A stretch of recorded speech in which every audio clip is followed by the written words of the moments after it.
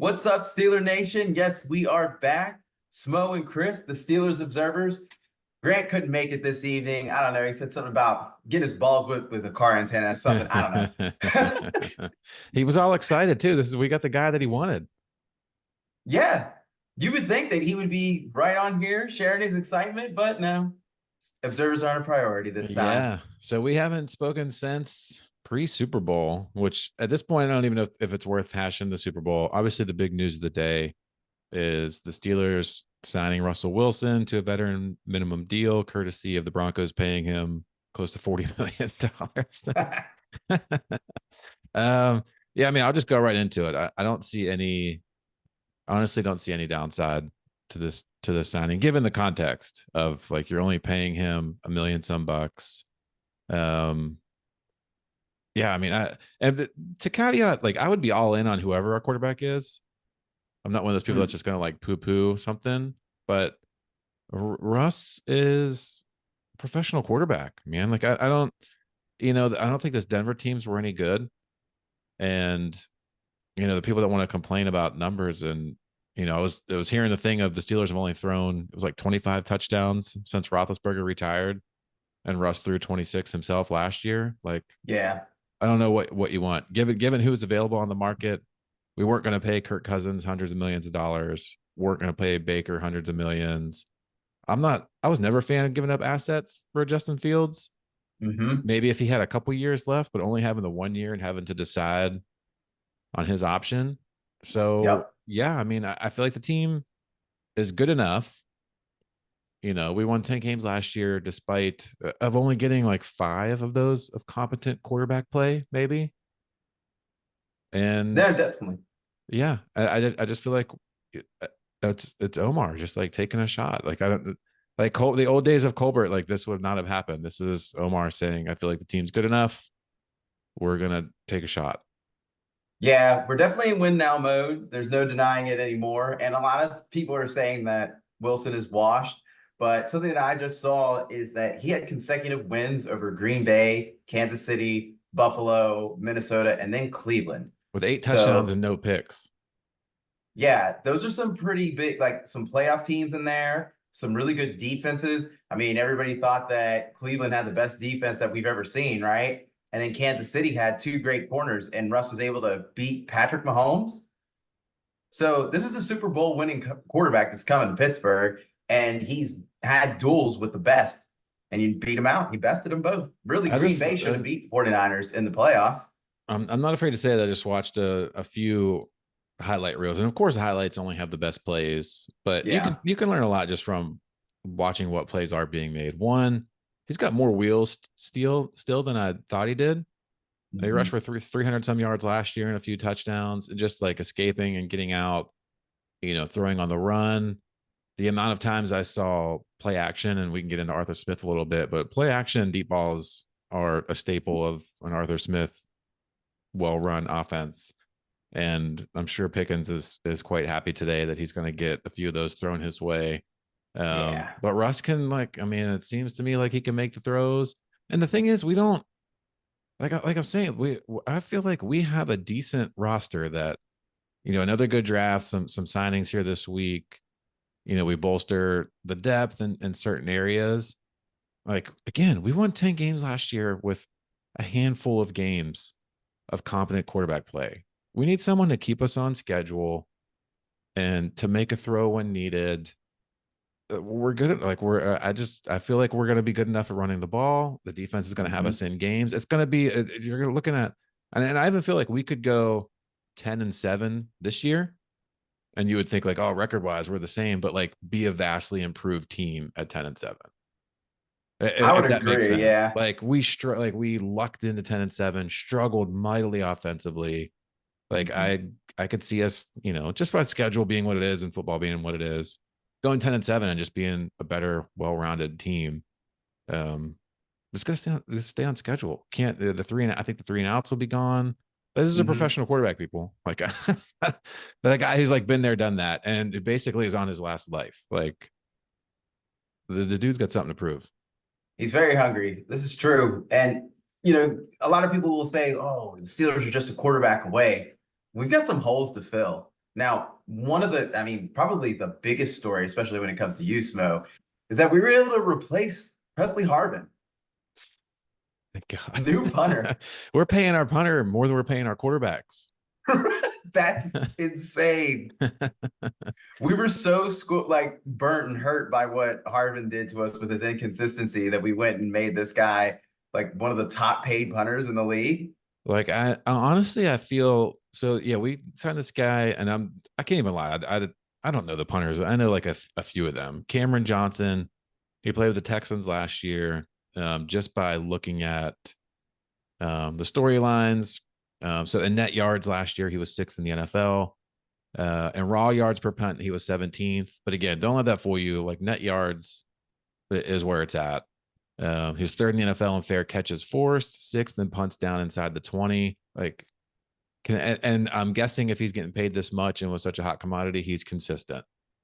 Yeah. And I'm guessing that like Omar and maybe even Tomlin, give him some credit, like looked at these games and was like, if we had competent quarterback play for 10 games, double the 5 that we got, and we had a punter who was worth a damn, we probably win 12 games last year. So, like let's just, that's the biggest holes, two biggest holes. I wouldn't have lost $100. We would have won 11. Damn it. I mean, Fucking crumbs that's just like huge. So I mean, we've got the tampering window has started. They can't officially sign until after the third. I think the 13th at like 4 o'clock or something. So we'll likely see some news trickle out. There have been 2 centers that have gone off the board. Yeah. I do think we'll sign a center. I think the Steelers in the past, and even still with Omar, don't like going into the draft needing a position, because I think that makes you pretty predictable in the draft, and then having to reach for guys. So I would imagine we sign a center, probably an inside linebacker, maybe one of those third receivers, potentially a second if they trade DJ or still looking at that. A corner. I think they've got cap room. They're only paying their quarterbacks for like $3 million. We've got room to do something. Yeah, something that came to mind is that Chris Jones was signed to a huge contract. That probably means that Snead won't be back in Kansas City. I don't know. It just seems like the formula is to have 2 dominant corners and then your pass rush gets home. It just seems like a recipe for success. But at the same time, defensive tackle, that's something that we're going to have to address. We released Patrick Peterson, and then there's been a number of safeties, quality safeties that have been released this so far this offseason. Yeah, the dude Poyer out of Buffalo is the one that comes to mind. How these guys fit in like our schemes, I can't profess to know that, but a lot of options out there. That one from Denver too. I think his name is Simmons. Yeah, He Justin was Simmons. really yeah. So I mean, I think we're poised to make a splash somewhere. Like I don't know. I mean, Snead would be awesome. I mean, could you imagine he and Porter? Like, what would the AFC North do? Yeah, Other than get their quarterbacks killed. I mean, I think I don't know. I mean, I think they could look at that. Like, you could use. It seems to be from what I've been reading up on the draft, it's deep at offensive line. It's deep at some skilled corners. So I think if you got a Snead or someone, you could really get one of those guys to play slot corner in like second or third round and not have to, splurge on one of the top guys in the first. So I don't know. I don't. It's going to be interesting. Very, very interesting. I don't think Chase Young. I think Chase Young is a free agent now. Yep. I just remember Tomlin going up to him. He's like, "I never want to lose enough games to be able to draft somebody that looks like you." Do you understand what I'm saying? Yeah. With that, I don't know. Would he fit with us? I'm not sure. He's like a 4-3 D end. He's Okay. small for what we play. Like he would, like he's 6'5", 264. He's small to Pro Football Reference. Yeah. Quotations. Well, I mean, take that. Like TJ is 6'4", 252, and we ask him to play outside linebacker. Like Chase Young, like our D line is not that small. Like he would be a linebacker for us, but that's not what he plays. Okay. Something I thought of. Like Tuitt was our edge rusher at D line, and he was 6'6", 303. That hurt so bad. Yeah, that was a bummer. Man. All Yeah. right, so holes to fill. We have a new offensive coordinator. We really didn't take any time to talk about that. I mean, we haven't done an episode since it happened. So how you feeling? I'm all in on this guy too. The more when I go back through, so here's what I like about him. One, he's been a head coach, and from all intents and purposes, like people loved him, loved the dude. His ex players, it didn't work Mhm. out in Atlanta. I would go on a limb and say that anyone who coached Atlanta the last 3 years, it probably wouldn't have worked out. So, there's only so much you could do when you inherit a bad roster. Like I don't know what people expect out of these coaches, but 3 years ago he was one of the young offensive minds that everyone wanted to hire. And when he was in Mhm. Tennessee, Tannehill would have like 55 touchdown passes in 2 years. That's not all. People are like, oh, they had Derrick Henry run. I'm like, yeah, but you still have to run the pass plays and execute them and have it set. Like Derrick Henry's awesome, but Jalen and Najee also ran for almost 2,000 yards last year. Like if the run game is the run game and you're setting it up and play calling, like you still need to execute those plays. And they did. And he did it with Ryan Tannehill, who no one would have expected anything out of. So it seems to me like he's got a decent game plan. And, even those teams in Atlanta, like they had Cordarrelle Patterson rushing for 1,000 some yards. Like clearly he can put together a run game with Mhm. bit parts. Um, they just had awful quarterback play for the last couple of years. So maybe he sees something in Russ and I don't know, but I'm in on it. Yeah, same here. We were also in on when we got Canada, when we got Kenny. I was I'm never in on just Canada. I I'm was in on tempered, just like even giving from the him a shot. beginning. I was on giving him a shot. What I never liked was that they just bumped him up. Like I liked him being on staff and bringing something, have like bringing something potentially new.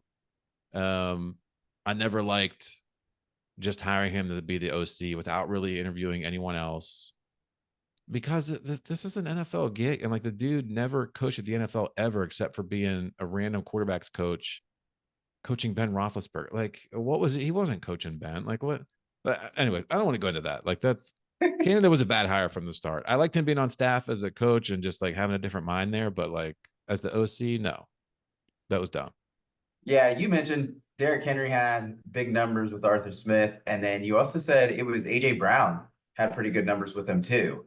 Yeah, and he speaks highly of him. Mhm. He's not Arthur's not the reason why he like requested a trade or anything. Like I heard him on some show talking about how much he enjoyed him. He just wanted out of Tennessee in general.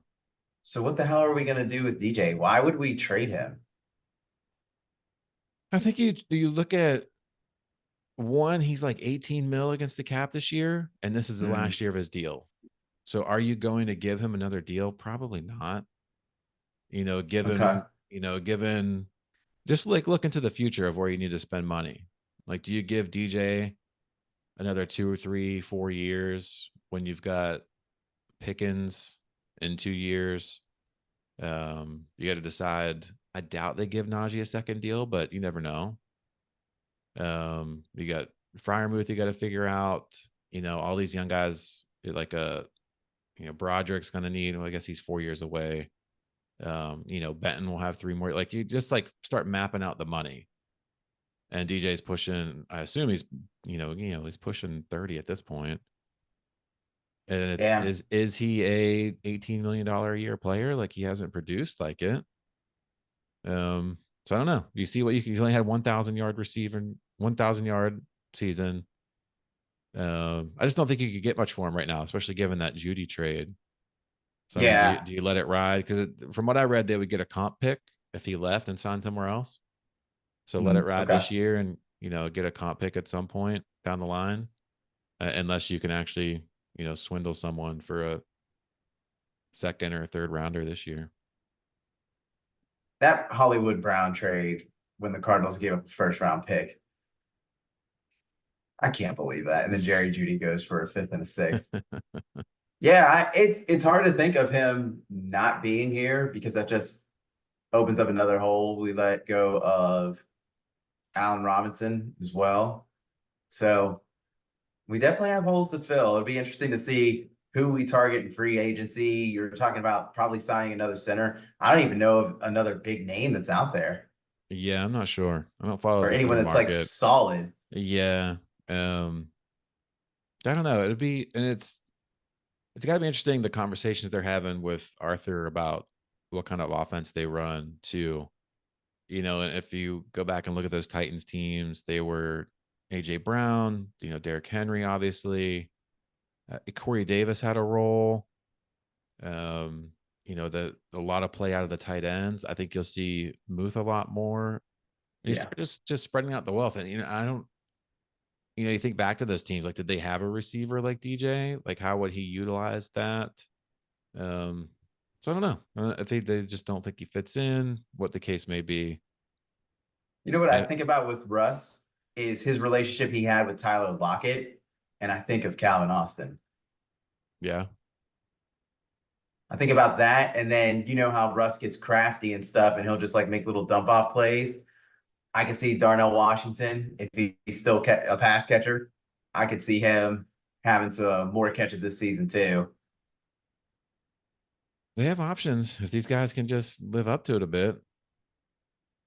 It's I don't know, like I just there's a good enough roster there that Mhm. it needs some depth pieces and it needs guys to be just coached up a bit and put in better position. Like I'm looking back now through a lot of these Seattle teams. So even let's look at like 2013, the year they won the Super Bowl. They've got Marshawn Lynch running receptions, Golden Tate and Doug Baldwin. Mhm. I mean, that was basically it. I mean, this team just ran the ball pretty much. 26 TDs, 9 picks for like. I don't think they need to like light the world on fire in the pass game. It's very similar to those years when like Ben was throwing for crazy numbers and the Steelers would flame out. But the years when he wasn't and they ran the ball and played defense, they won Super Bowls. Mhm. So I don't know. Yeah, no, Like I agree. stay in the game and make a play when you need to. Right. Keep the sticks moving. Yeah, don't put Give the yourself defense a break. behind. Like don't put yourself like just move the ball. Right. like Yeah. the, like the three and outs just have got to go.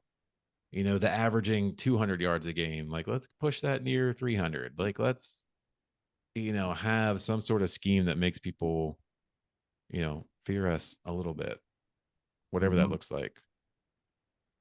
All right. So we know about the punter. We got a new quarterback, new offensive coordinator. We got some holes to fill. So free agency officially starts on the 13th, Hmm. correct? Okay. Yeah, though And we then might see from, some news since then. Before then, yeah, then, what's next? We start looking at mock drafts. I've had They're my back. so we did have the combine. There was a Okay. lot of news around who we were meeting with, and then I think it really starts to take shape. Once you see who they sign, Mm. if they not that it precludes them from drafting one of those centers, but if they sign a center for a couple years, maybe you're not looking at a first round center or even a second. It kind of takes that. There's some tackles that should be in their range. There's potential to move up for a receiver.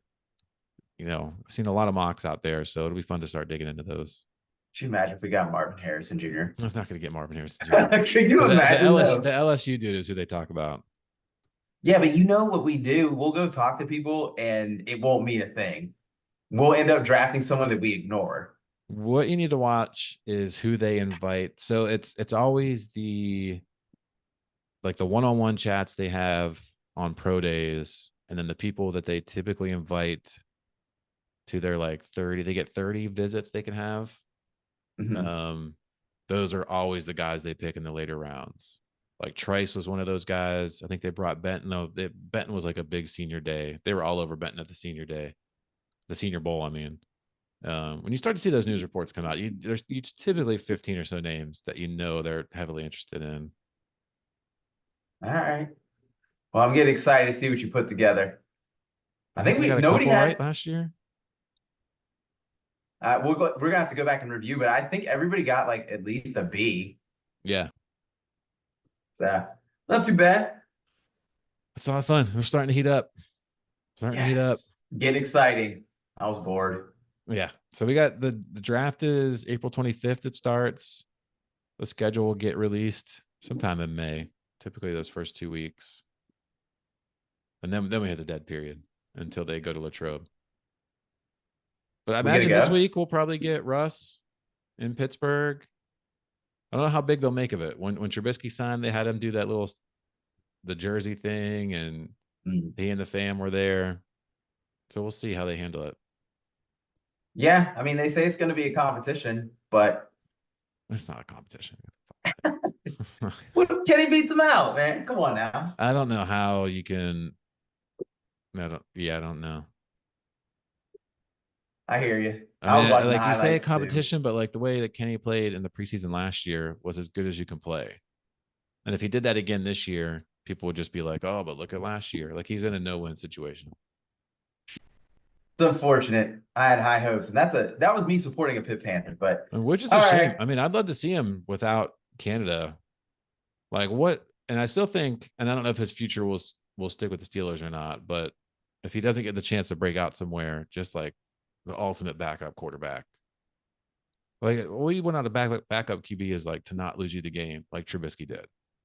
right. I'd have full faith in Kenny, just like not throwing picks, moving the ball, and making plays when he needed to, because that's what he did. Like take his horrible stats away from him, he won football games somehow. Yeah, he made big plays against tough defenses. So Yeah. 2 game winners against Baltimore. Yeah. At the very least, we're gonna be talk of the town. Yeah. I assume I don't watch the national stuff like you guys do, so I haven't heard if Colin is in on us, what He PTI or likes anybody it. thought.